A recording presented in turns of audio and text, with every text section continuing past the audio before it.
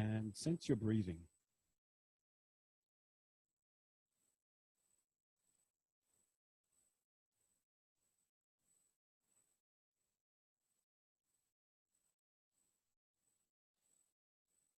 And I've got to say, you guys are super organized. You've put some of the chairs back already. That's fantastic. That's great.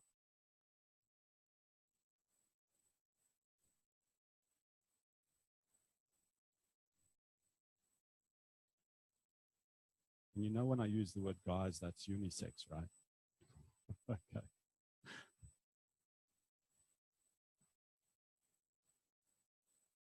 Roll your head a little bit to the right, a little bit to the left, or a little bit to the left, or a little bit to the right.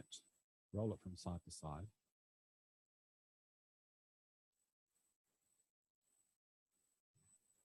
And first of all, roll your head just to inquire about the quality of the motion. In what range is the quality just constant? In other words, easy. And then at what moment does the quality change? And it could be that you decide to change, to stop and change the direction of rolling at that moment, but the quality changes. Notice if that's so for you. You roll your head, it's the same quality, it's the same quality. And then all of a sudden you find yourself rolling your head the other way. But if you make that inquiry, what prompted you to change direction?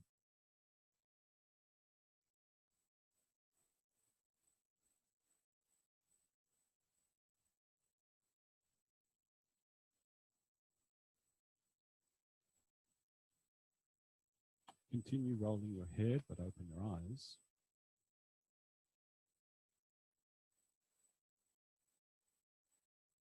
And see the room around you. See who's lying next to you on your left and who's lying next to you on your right.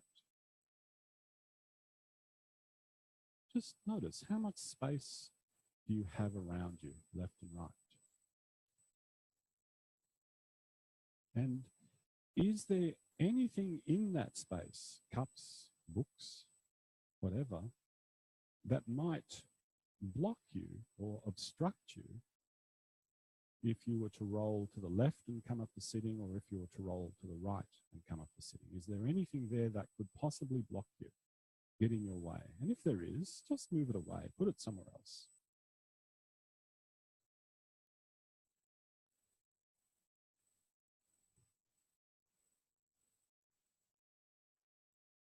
So you're now creating an environment, a situation in which you don't have to worry about bumping into any lumpy thing on the floor or tipping a cup, and it's just, your mind's freer. You don't have to be concerned with it anymore.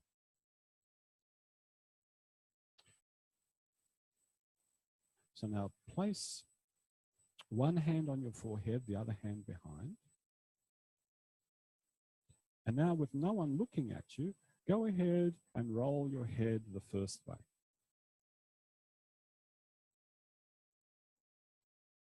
And the first way is the contact between the hands and the head changes moment by moment, and the position of your chin relative to your chest changes moment by moment.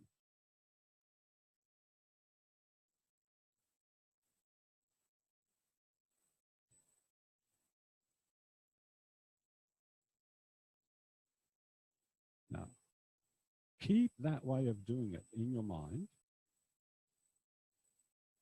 And now do it badly. Do it badly. Whatever badly means for you, just do it badly. Someone's chuckling. I like it. That's the spirit in which it should be done. Just chuckle away. Just do it badly. Intentionally. Do it mistakenly. Make mistakes. Do it badly. Make it look ugly.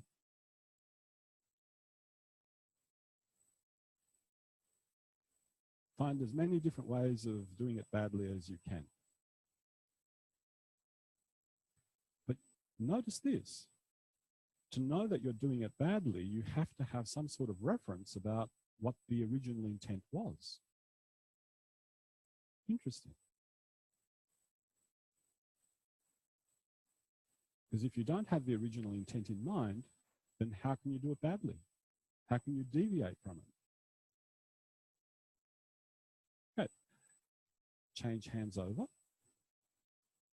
And now roll your head between your hands the second way, which is to keep the contact of the hands, the palms, and head unchanging.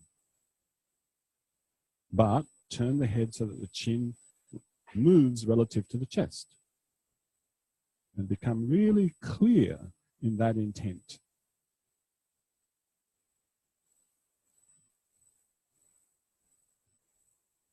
You'll feel the wrists bending. And you'll notice that the elbows have to do move in space a little differently.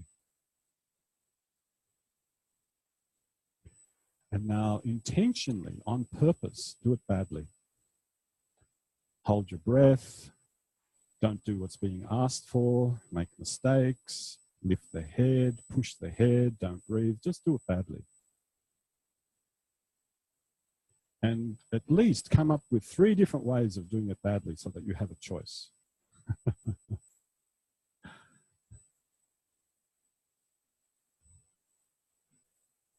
Now, it sounds funny, doesn't it? But there's a purpose to this, and that is to deviate from something means you have to know what the original course was. You have to know that you're walking forwards in order to veer off to the left or veer off to the right. If there's no reference, there's no veering. Great. Stop. Rest a moment.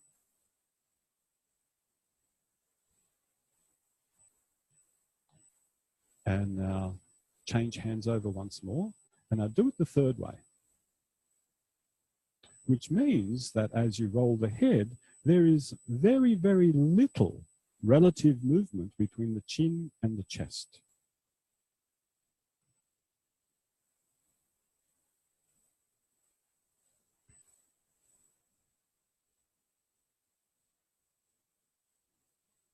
And you'll find yourself having to do all sorts of things with your trunk and your chest and pelvis. And I do this badly. Make mistakes intentionally. And of course, making a mistake would be returning to option 1 or option 2, because if you're doing option 1, you're definitely not doing option 3. And if you're doing option 2, then you're definitely not doing option 3. So the 2 other ways could be mistakes if this is your intent.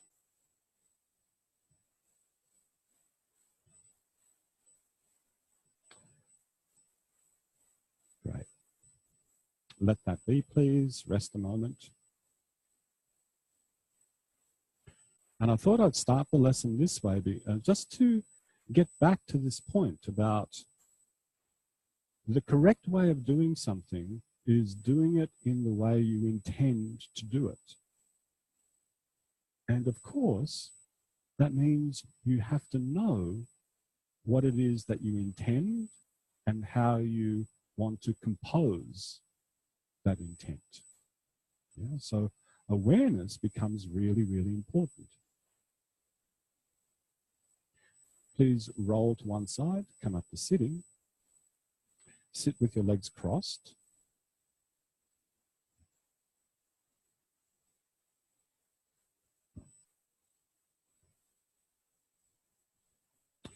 And now for some of you, sitting on the floor with your legs crossed is not your preferred mode. So you have a couple of options. First of all, I know that there are some big, thick pads at the back of the room. You can you can sit on those pads. That's option number 1, and raise your pelvis higher. Or option number 2, you could get up off the floor and sit on a chair, so long as you're sitting at the forward part of the chair. So do whatever you need to do to afford you staying engaged in the lesson. Remember that word, affordance? So you want to create conditions that afford you being able to pay attention to yourself acting. And if you're in a scenario where you're uncomfortable, what you're mainly going to be preoccupied is your discomfort. Okay. So now, put your right hand on your forehead and your left hand behind, and begin to roll your head between your hands.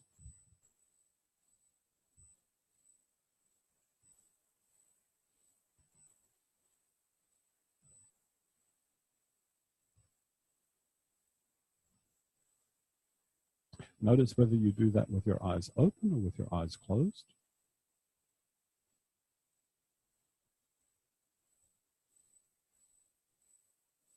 And notice the option that you spontaneously chose, 1, 2, or 3.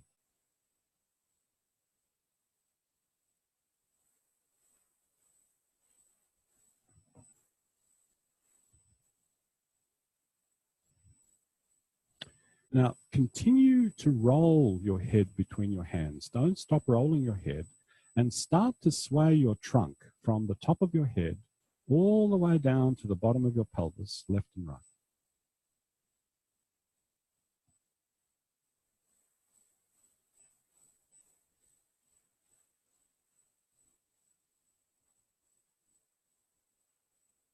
And pay attention to how you compose your intent.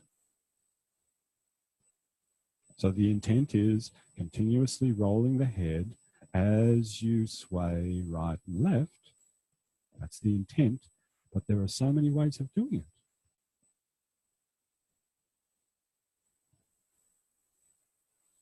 So notice, as you sway to the left, do you turn your head to one side, and then as you sway to the right, do you turn your head to the other side, so that there's a one-to-one correlation? Turn the head one way, tilt one way.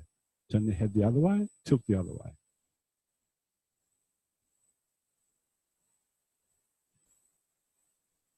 Which then poses another question. Do you turn your head in the same direction you're tilting or opposite?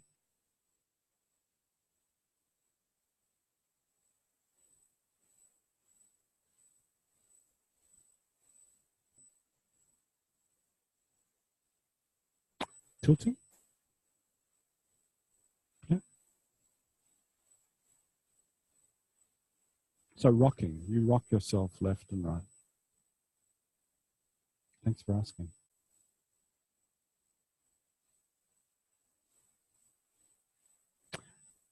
Lower your arms, rest a moment.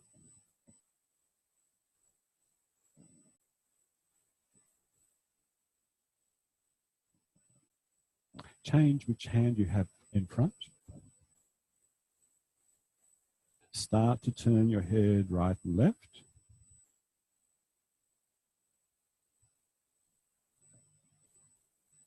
And begin to rock or tilt yourself sideways, left and right.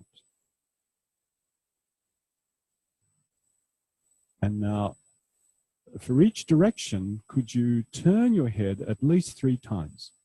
So when you're going to the right, turn your head 3 times. And then returning to the middle, turn your head 3 times. Going to the left, turn your head 3 times. And coming back to the middle, turn your head 3 times. And notice which way of rolling your head between your hands serves you best in this situation.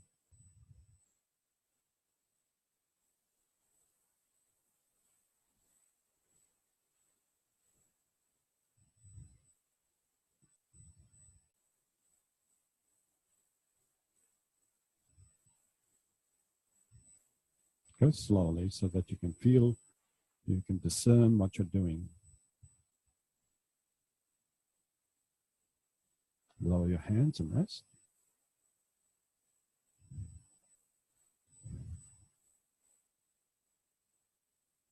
Now, you know, when you look at the structure of the human frame in what you'd say is the prototypical human structure, the way that the frame is designed to be, you see that the head is above the shoulders. But you also notice in each of these skeletons, the way they wire them together, that the head is upright as if the eyes are on a horizon. So you could say that's prototypical. Just reflect for a moment. As you were turning your head, where were your eye sockets? These little guys in here. Where were they directed? Forwards? Down? Up? Where were they?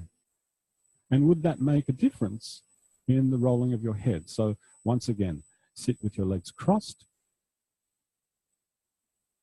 Hold your head with your hands, whichever hand you prefer having forward. Now roll your head with your hands and direct your eye sockets forward.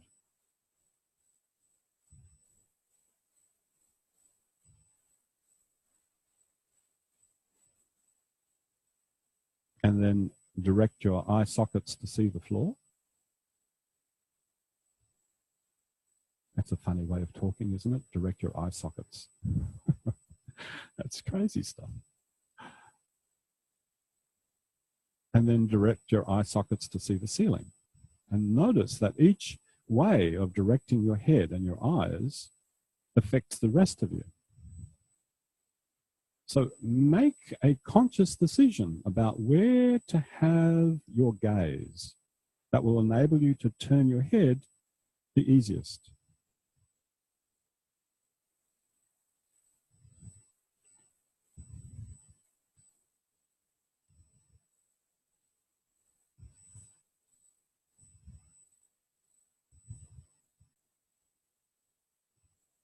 And you know, over time, as we become more and more sensitized, as we organize our trunks differently, what you choose to do will change, just does. So choices, the field of choice is always expanding. Okay, let that be and rest on your back, please.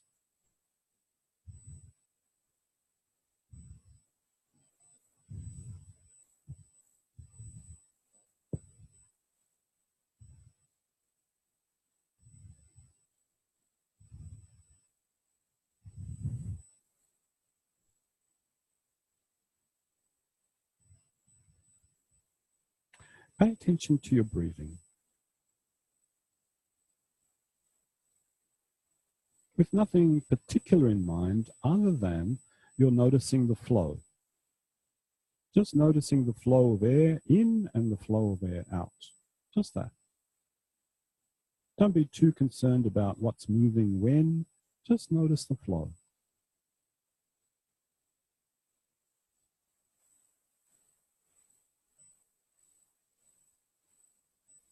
And as you continue to notice the flow of your breathing, place your hands around your head to roll your head. And is it possible to place your hands there in such a way that the flow of your breath remains uninterrupted?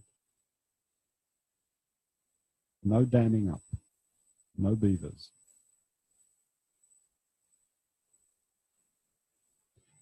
And now keep on paying attention to the flow of your breath as you roll your head left and right. And is it possible to roll your head in such a way that your breathing remains uninterrupted? In other words, the flow of air in and the flow of air out is uninterrupted. And of those of you who do have a little pause at the end of the out breath, that pause stays quiet. And those of you who have a pause at the end of your in-breath, that pause stays quiet. In other words, nothing that you do with your head disturbs the flow of your breathing cycle.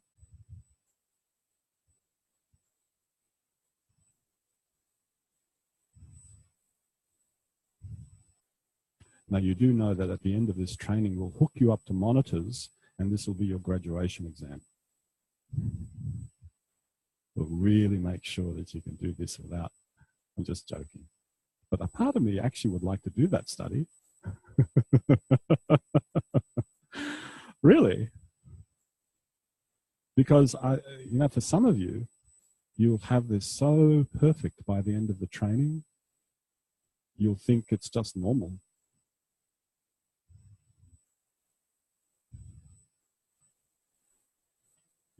change your hands over.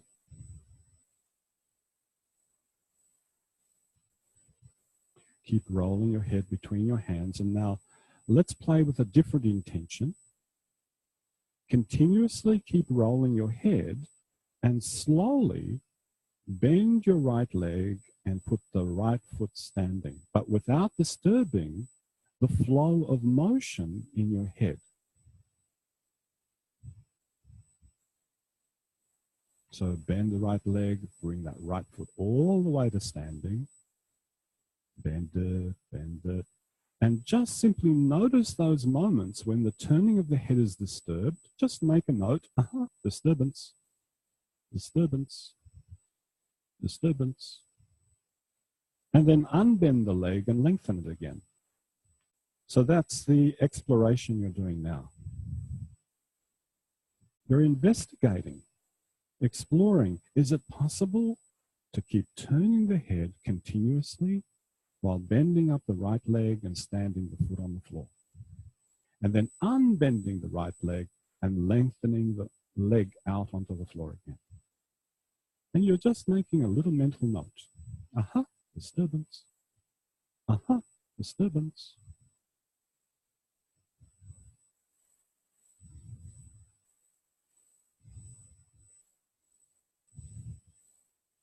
So don't try to correct yourself. Just note. And it could be that if you change how you're rolling your head, remember you have 3 different options. If you change how you're rolling your head between these 3 options, maybe there's a way of rolling your head that allows you to bend up the leg and lengthen again with fewer interruptions of flow. That's the inquiry.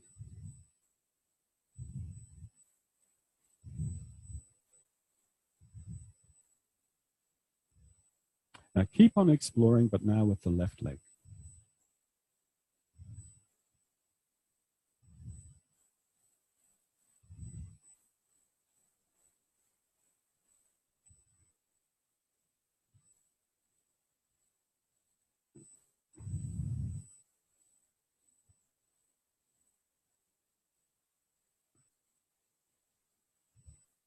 And as you keep on exploring, see if it's possible to make what you're doing simpler. In other words, gradually paring away everything that is not necessary.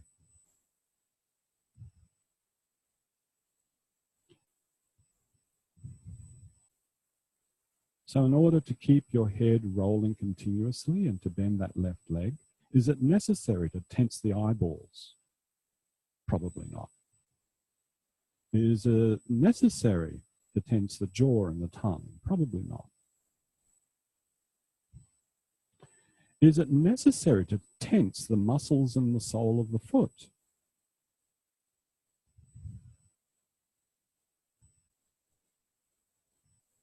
Is it necessary to roll onto your side?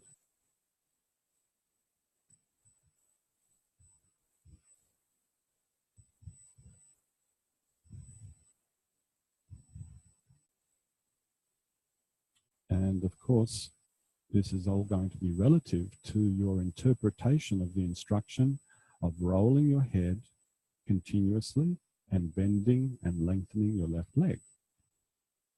So please continue and now include both legs.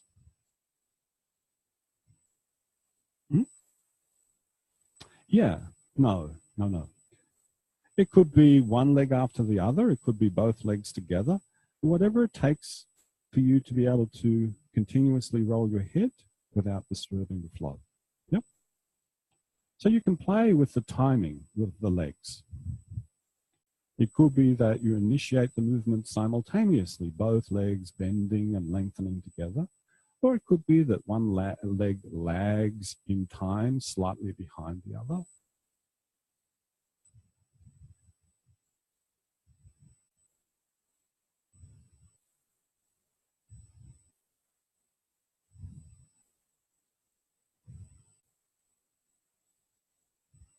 And it could be that also that for some of you, You just get interested in the very first moment of bending the legs and then returning. So you actually don't even have to get all the way up to the feet standing. And for those of you who want to, you could have your feet standing and just do the very first moments of sliding the legs long, and you don't have to slide the legs all the way long. So in a nutshell, what I'm saying is that the primary inquiry is, can you roll your head continuously and move your legs without disturbing the flow of the turning of your head?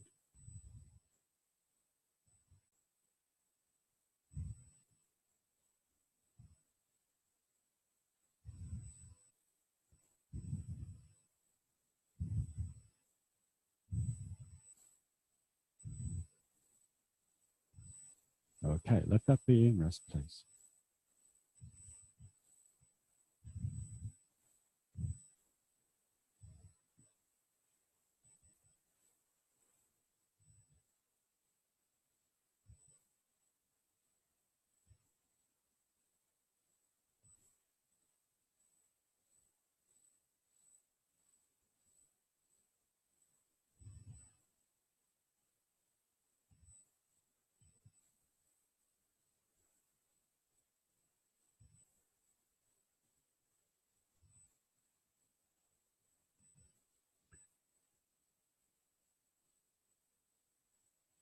Now, in human action, the way we do things in the world, very seldomly is there a one-to-one correspondence between an intent and the way that that intent has to be done.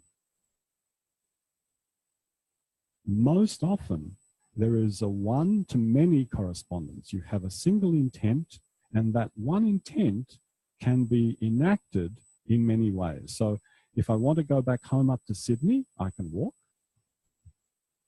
or I could run. That's an intent. Going home to Sydney is an intent. I could catch a plane. I could ride a bike. I could walk backwards. I could walk sideways. So a many-to-one relationship.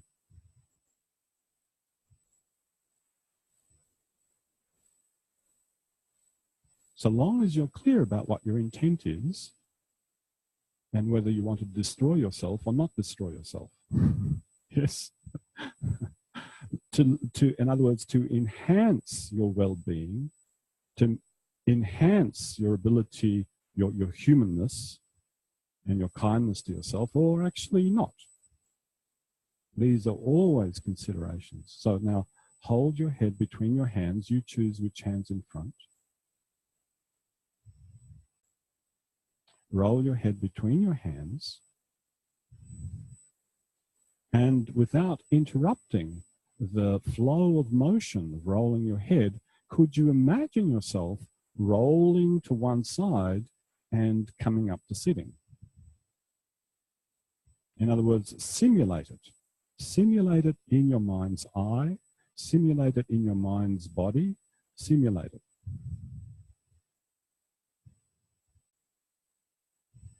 Simulate it going to the right.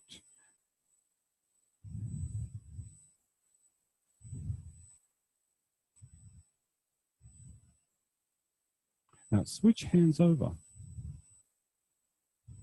and continue rolling your head with the other hand in front and continue simulating rolling to the right and coming up to sitting. And notice, is it easier to simulate when this hand's in front or not so easy?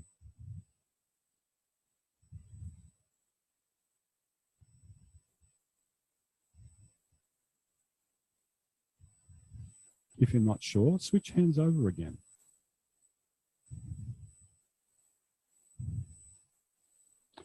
So you're simulating rolling your head continuously and rolling to the right as if you were going to come up to sitting. And just notice, does having the right hand in front or having the left hand in front make it easier to simulate? And some of you are starting to actually do what you were simulating mentally. So why don't you all go ahead and do it? come up to sitting, rolling your head to the right, which is different from the left. Yeah.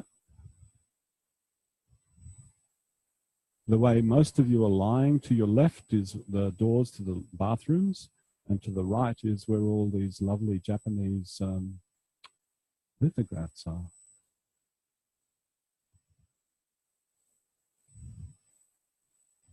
Now, when you arrive in sitting, stay there. Stay sitting with your legs crossed, with facing the front of the room where the whiteboard is, where the potential aims and AMETs. I love AMETs. Who came up with that? Susan, okay.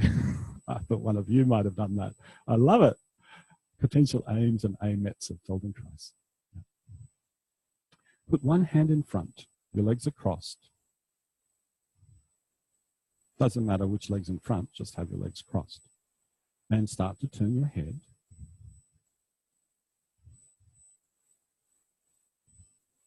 Notice that for most of this lesson, I haven't specified which way, option 1, option 2, option 3, because that is also part of your inquiry. Which one will you use? Which one suits the task at hand? Now, keep rolling your head and get a sense of continuity. That flow, that ongoing flow of rolling, rolling. Ooh, that's a song, I do believe.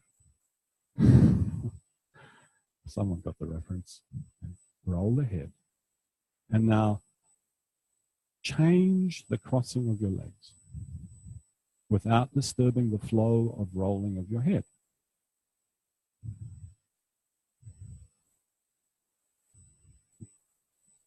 And then roll your head for a bit longer. Rest when you need to, and then change the crossing of your legs.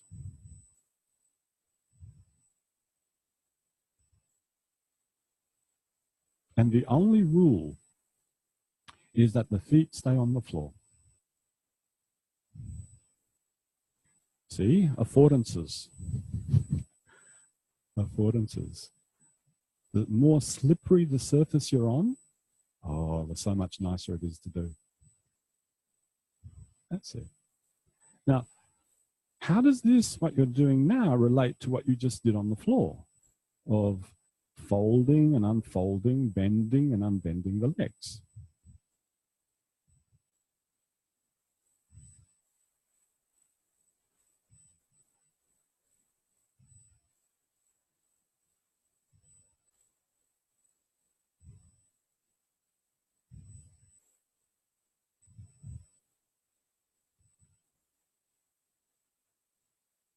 As you change the crossing of your legs, pay attention to where you bear weight on your buttocks.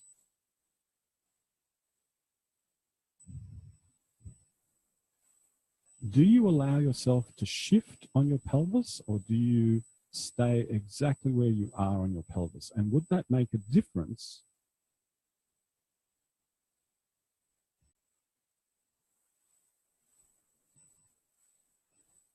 And you can intentionally perform that experiment. You could try to stay exactly where you are on the buttocks, not let the weight shift at all.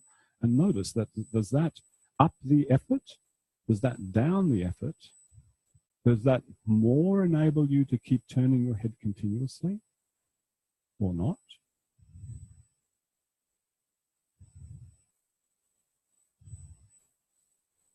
That's it. And that's it.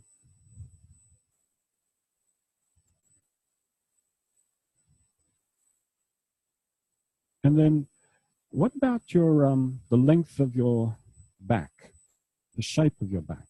Would it make it easier to round your back or keep your back straight or arch your back to change over the legs and continuously roll your head? What do you think?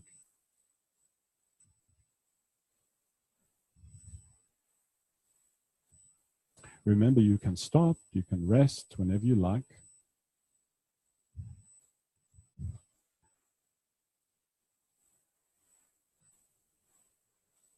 So to release the legs, to yeah, to release the legs so that they can slide forward and then slide back. What do you do with your trunk, with your pelvis? And those eye sockets that I was mentioning before, do they stay forward or do they go down a little bit towards the ground and then come back up again?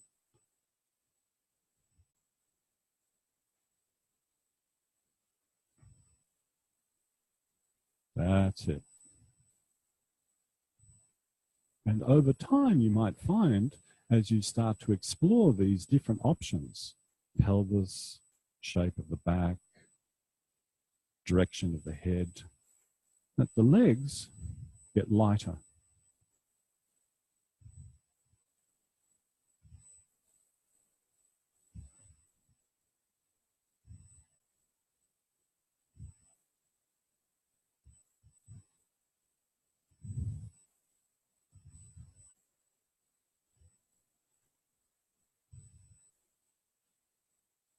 All right, please, everybody have a rest.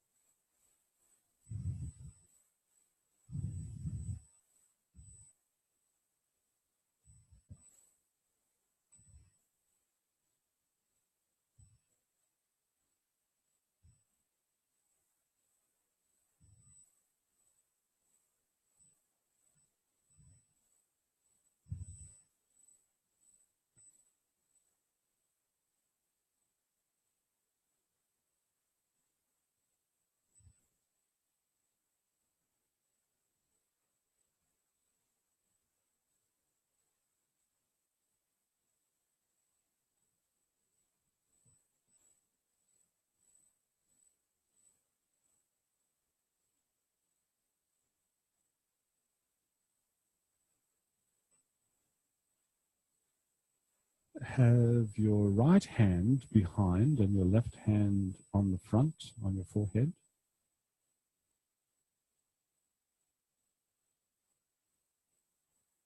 Bend your legs, stand your feet.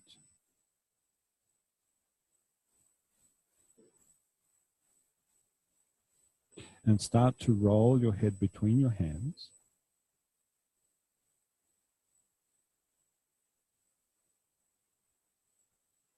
And continuously roll your head between your hands as you lower your right leg to the floor to your right.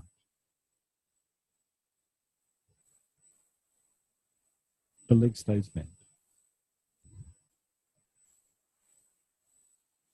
And then return the leg to standing again. Just that. And pay attention. As you lower the leg to the right, note what happens with your pelvis. Onto which side of your pelvis do you start to lean?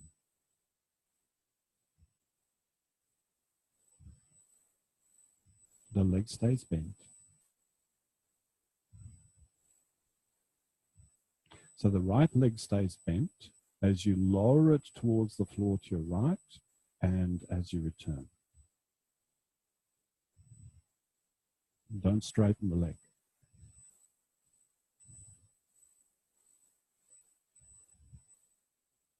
And you're continuously rolling your head. And check that out. Can you do several turnings of the head as you lower your leg to the right, and several turnings of the head as you return the leg to being upright?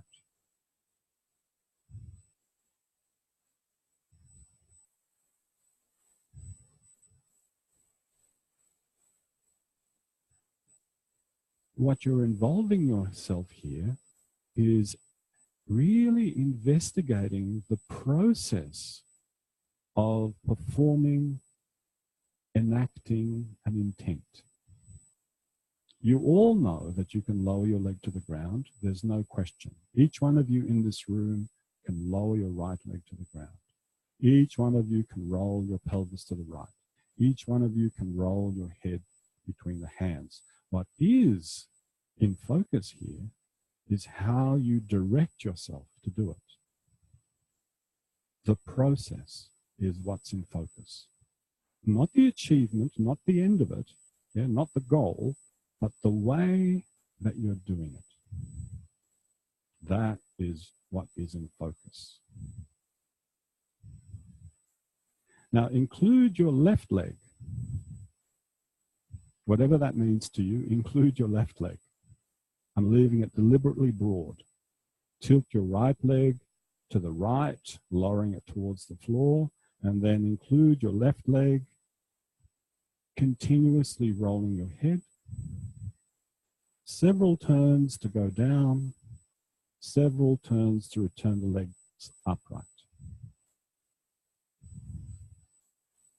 Not one turn, not one turn down, one turn back, that's up. Nope, several turns. Turn, turn, turn, turn, leg down. Turn, turn, turn, turn, leg up. But please don't take my timing. It's only an example.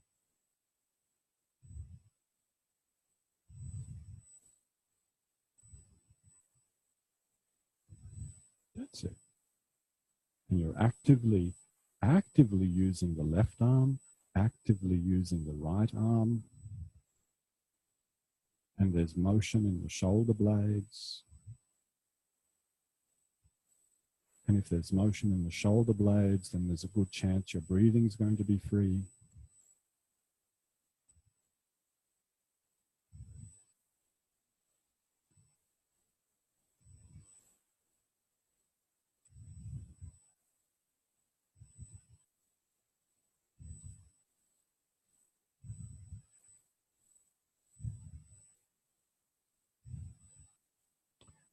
And there's all sorts of choices to be made. Will I have my legs together? Will I have my legs apart?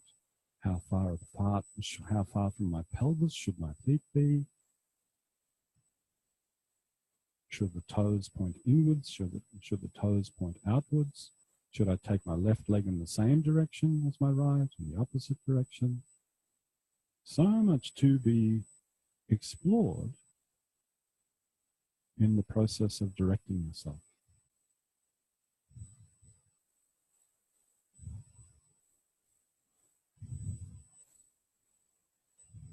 And you know, if you really truly get involved in yourself like this, hours can seem like minutes.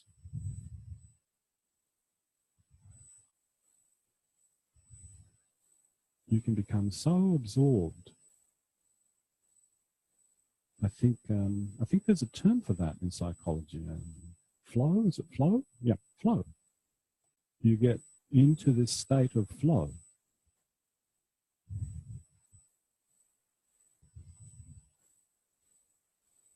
Great, let that be in rest, please.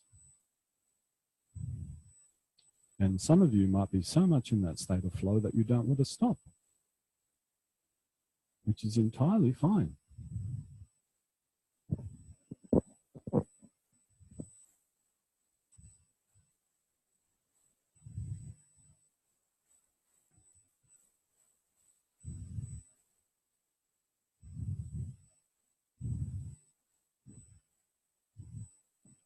So reflect for a moment.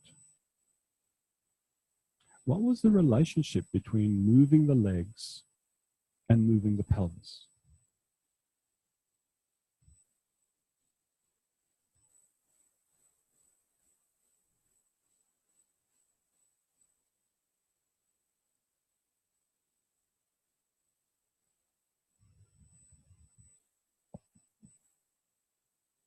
And maybe consider that relationship as we go on to this next phase, which is placing your right hand at the back of your head, the left hand on the forehead,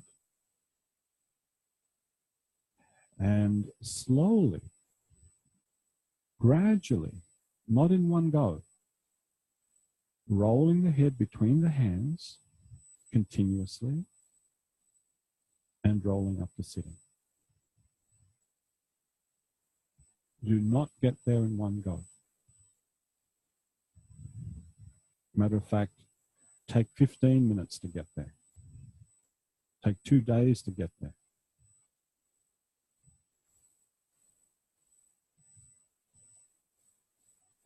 The instruction?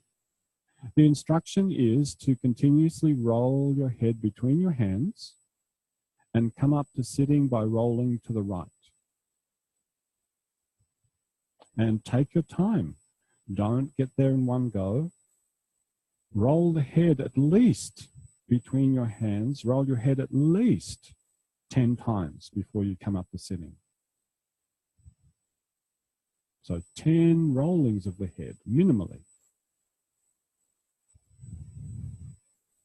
Don't stiffen the legs.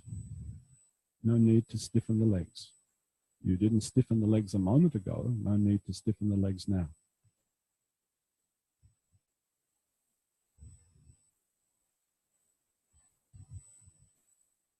Yeah, so just literally be in that state where you're more interested in how you direct yourself, how you accomplish, how you move into the accomplishment of the act than the actual accomplishment itself.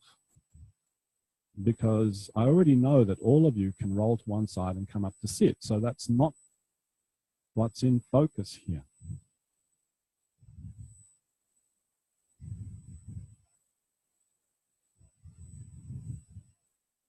So here's a suggestion. As you roll your head, bend your legs in such a way that the heels go to the left and the knees point to the right.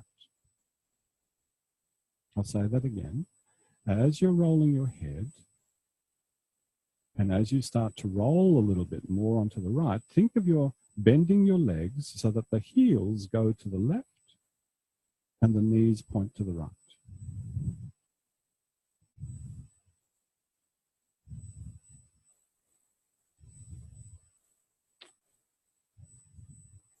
And for some of you, you'll go, oh, that helps. And for some of you will go, I have no idea what that is.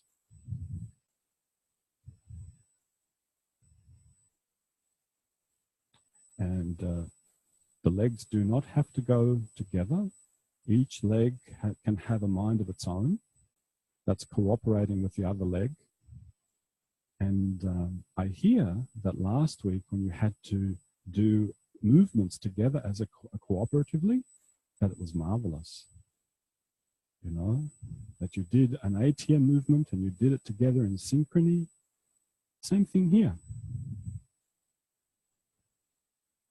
Each part of you can move in a way that complements and is harmonious with the other until your act, your intention is performed.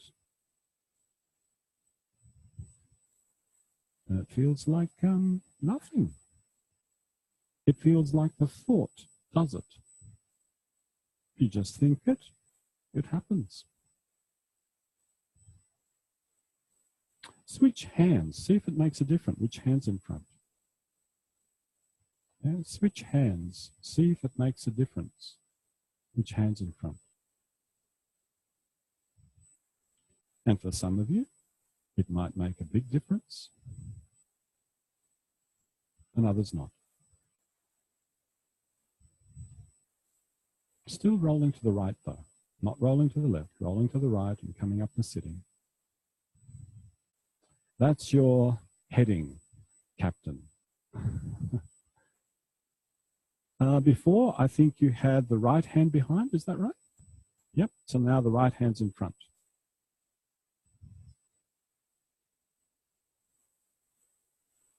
Yep. And you don't insist. Yep. Don't make yourself come up to sitting. Do not insist. Both hands on head at all times, Captain. Moving the head at all times. Unless, of course, you're not moving it, and that constitutes disruption. Okay. Are you on heading, Captain?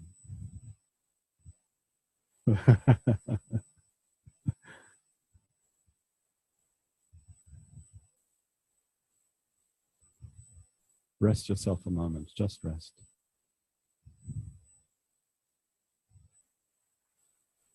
So there's a nice metaphor for this. And I only reminded myself of it because I said, yes, Captain, where's your heading, Captain? You know, there was that time in human history where the oceans were the biggest challenge. You know, what lies at the other, on the other side? And navigators of all kinds, from canoes to tall ships, sailed the oceans navigating.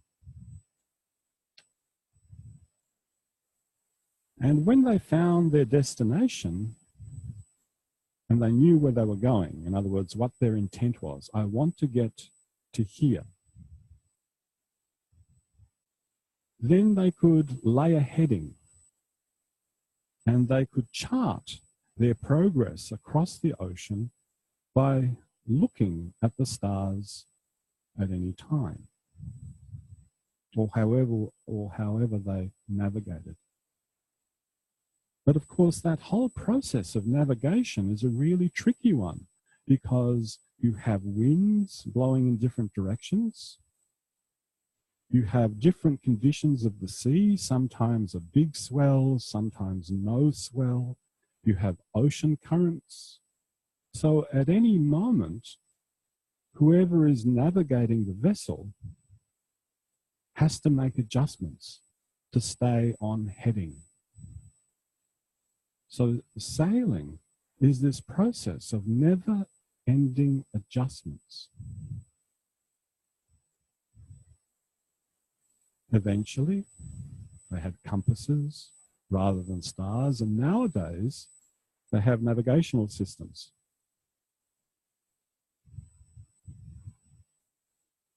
And you're involved in a very similar kind of process here. You have a heading. I'm going to come up to sitting, rolling my head between my hands continuously. But moment by moment, you have to navigate, because conditions are changing moment by moment. You're in a different relationship to gravity moment by moment, a different relationship to the floor. Body parts are in a different relationship to each other. So each moment is different. So you have to correct your course. So please have a good cruise. Put your right hand in front, left hand behind. And imagine rolling to your left and coming up the sitting. Lay your headings, captains. And sorry for the pun. You are manipulating your heads.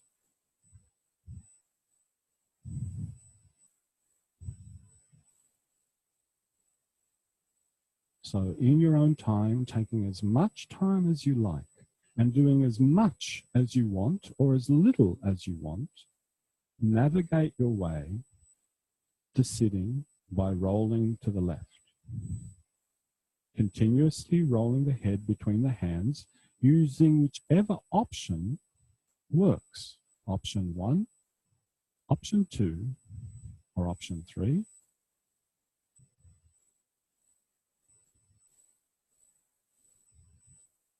And the achievement is knowing how you're changing course moment by moment to navigate your way to sitting.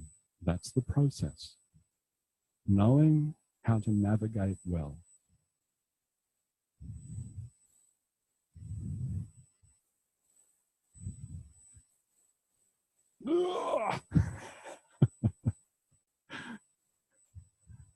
You know that moment when you go, yeah.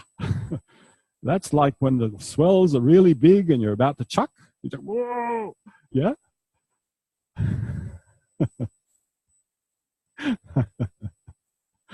Now, you know, when you're navigating like that, yeah, that's what happens. You go, oop, no, have to change my course. Next time, change the course.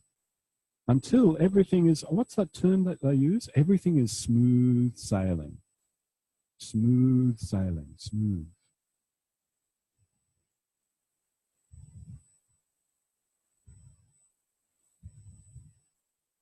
They say that one of the roughest patches of water on the whole planet is that patch of water just at the bottom of Cape Horn.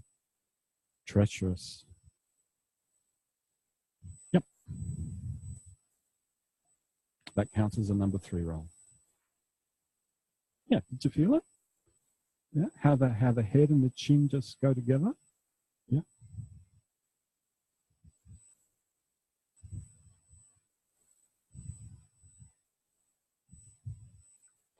But if you're doing a number 3 roll where there's no movement, relative movement between the chin and the chest, then you're at the mercy of big rockings. Yes? Can you feel that? Suddenly you roll your head to one side and the whole trunk wants to follow, and then you roll your head to the other side. How on earth are you going to come up the sitting? You're at the mercy of the rocking and rolling of the whole body.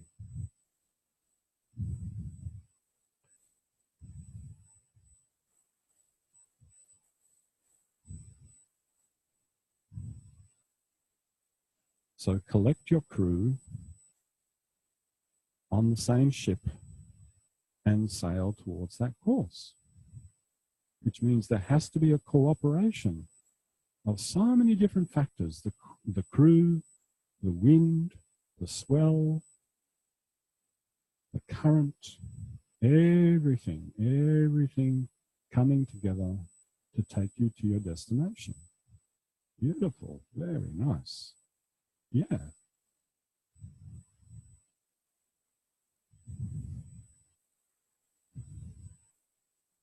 And what you get better at is quickly discerning when the course that you've just laid isn't about to work. Yeah? I think we're heading for some reef, Captain. We're going to bump into some reef. Oh, quick, just turn the wheel. So anticipation comes with experience, yes? Anticipation comes with experience. Knowing how to navigate, knowing what to anticipate. Now, I reckon another nasty part of the ocean is that stretch between Victoria and Tasmania, Bass Strait. That is particularly nasty. Unpredictable. And so is that strait between the North Island of New Zealand and the South Island. Man, that can get pretty wild.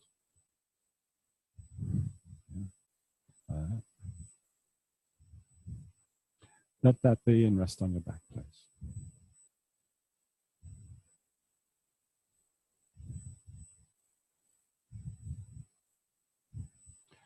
So when you were asked last week by Jenny, you know, Feldenkrais is like, you could say Feldenkrais is like sailing.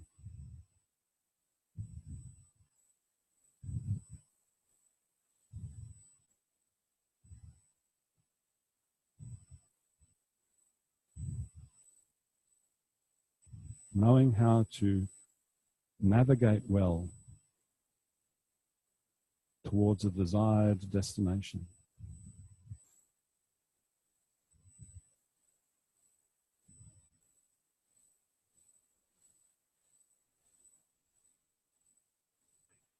And just to reiterate, in the history of sailing, there's always the person who knows the way and an apprentice. The apprentice who's finding out how to navigate, how to get to the destination.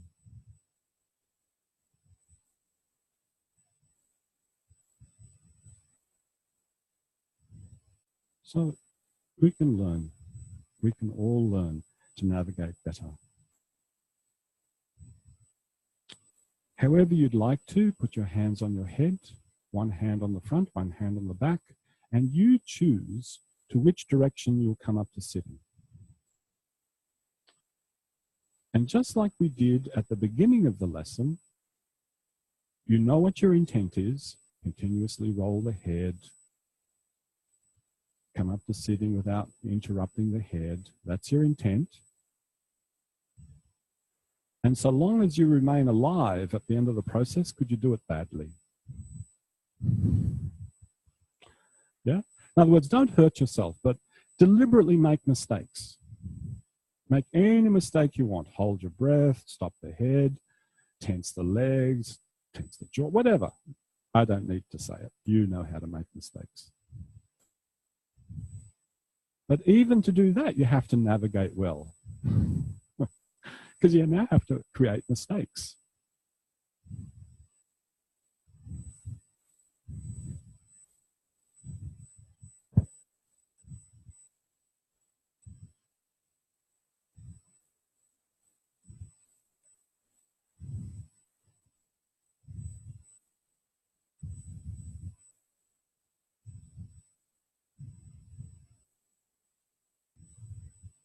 And it could be that for some of you, after a few mistakes, you run out of options. Oh my God, I don't know what else to make the mistake with.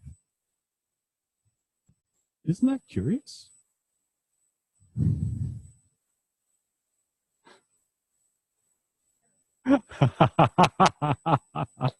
Oh, you've revealed a secret. Sometimes when you intentionally make a mistake, you find a better way. I think some sailors in the world, some explorers in the world would have something to say about that. There's another continent down there, you mean? We bumped into it? I think we'll call it Van Diemen's Land. Now, do the opposite. To whatever amount you want to do, and it could be just a little smidgen,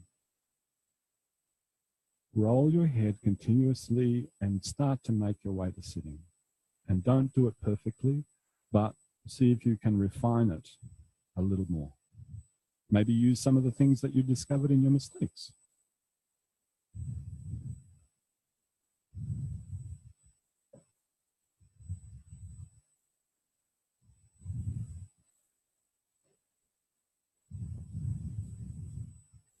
Great. Come up to sitting, let go of your head, just come up to sitting. And then come up to standing.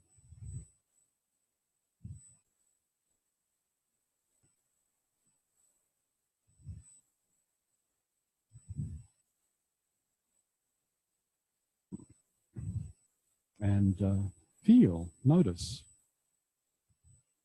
what exploring in this way has created for you in your experience of standing, in your experience of your own body.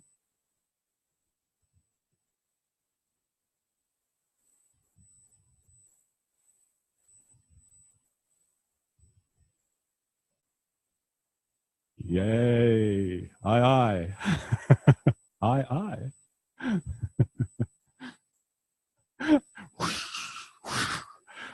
Great.